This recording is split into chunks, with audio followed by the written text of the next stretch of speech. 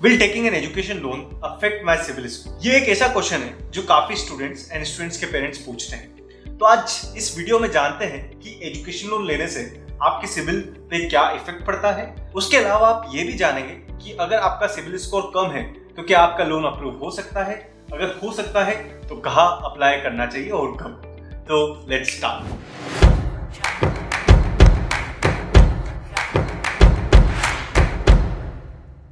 तो क्या education loan लेने से आपका सिबिल अफेक्ट होता है? हाँ, बिल्कुल होता है। हर लोन की तरह ही एक एजुकेशन लोन है। अगर आप इसको टाइमली पे करेंगे तो आपका सिबिल स्कोर बढ़ेगा। अगर आप इसको टाइमली पे नहीं करेंगे या आप इसको पे नहीं करेंगे तो आपका सिबिल स्कोर घटेगा। जब आप किसी भी लोन की इंक्वायरी करते हैं तो that gets recorded in your record and impacts your CIBIL score. But should you worry about it? I will say no, because जब आप अप्लाई करते हैं तो आपका सिबिल जो घटता है वो 1 या 2 पॉइंट से घटता है। बट जब आप रिपेमेंट नहीं करते हैं या डिलेड रिपेमेंट करते हैं, जब आपका स्कोर बहुत ज्यादा घटता है। तो अगर आपको ये वरी है कि आप 3 या 5 जगह अप्लाई करें या नहीं करें, बिल्कुल आप 3 से 5 जगह अप्लाई कीजिए और find the best deal for you. In fact Gyandhan के थ्रू ही आप 3 से 5 बैंक में अप्लाई कर सकते हैं for an abroad education loan in one go. तो अब बात करते हैं कि मिनिमम स्कोर कितना होना चाहिए to get an education loan. तो हर लेंडर का अपना अपना क्राइटेरिया होता है। बट अगर आपका सिबिल 730 750 वाली रेंज में है या इससे ऊपर है तो आपका लोन इजीली अप्रूव हो जाएगा, गिवन आपकी बाकी parameters which is collateral available है या नहीं है, कोएप्लिकेंट की सैलरी कितनी है, and all of that make sense to the lender. अगर आपका सिबिल 730 से कम है और 700 या 690 तक है तब ये बाउंड्री केस माना जाता है। अगर आपका सिबिल इस रेंज में है तो ये देखा जाएगा कि आपका सिबिल क्यों इस रेंज में है, क्या ऐसा हुआ था कि आपका सिबिल इतना कम हो गया। अगर कोई जेन्युइन रीजन है, ऐसा रीजन है जो बैंक को समझ में आता है और बैंक को बाकी प्रोफाइल अच्छी लगती है तो भी आपका लोन अप्रूव हो जाएगा।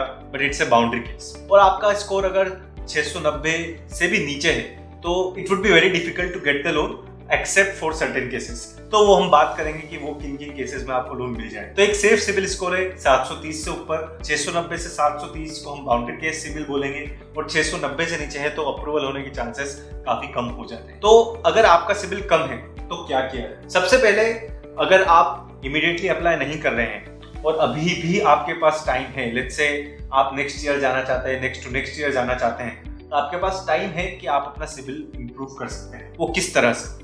तो अगर आपका कोई एग्जिस्टिंग EMI चल रहा है तो उसको आप टाइमली पे कीजिए। आपका कोई आउटस्टैंडिंग अमाउंट है तो आप उसको पे कीजिए, उसको खत्म कीजिए।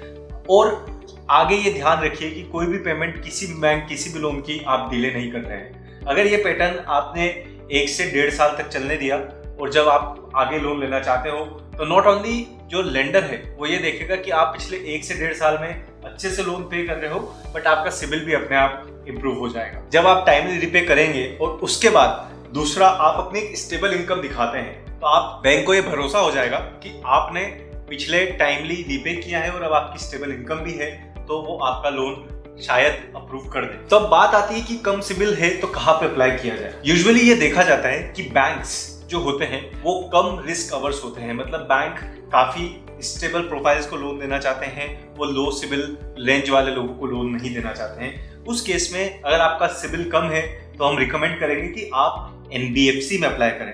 अब what is NBFC? NBFC is non banking financial company. This are the private institute which is approved by RBI to give loans to the students और देयर पेरेंट्स। तो काफी एजुकेशन लोन फोकस्ड NBFC है और हम कुछ ऐसे NBFC को भी जानते हैं जो कि ज्यादा रिस्क लेती है।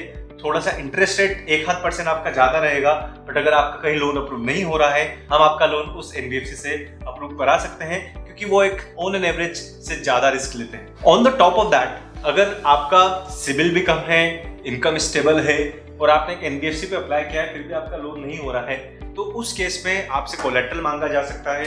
तो अगर आपके पास कोलैटरल है तो बैंक को एक बहुत ज्यादा सिक्योरिटी मिल जाती है कि अगर ये लोन डिफॉल्ट जाता है तो वो प्रॉपर्टी को बेच के वो लोन को रिकवर कर सकते हैं। तो प्रॉपर्टी के साथ जब आप अप्लाई करते हैं तो आपका एजुकेशन लोन अप्रूव होने का चांस बहुत ज्यादा बढ़ जाता है। On the top of that, at times कुछ लेंडर्स, कुछ बैंक्स आपसे ये भी बोल सकते हैं कि अलोंग विद प्रॉपर्टी आप एक और किसी पर्सन को इस लोन में जोड़े जिनका सिबिल अच्छा है।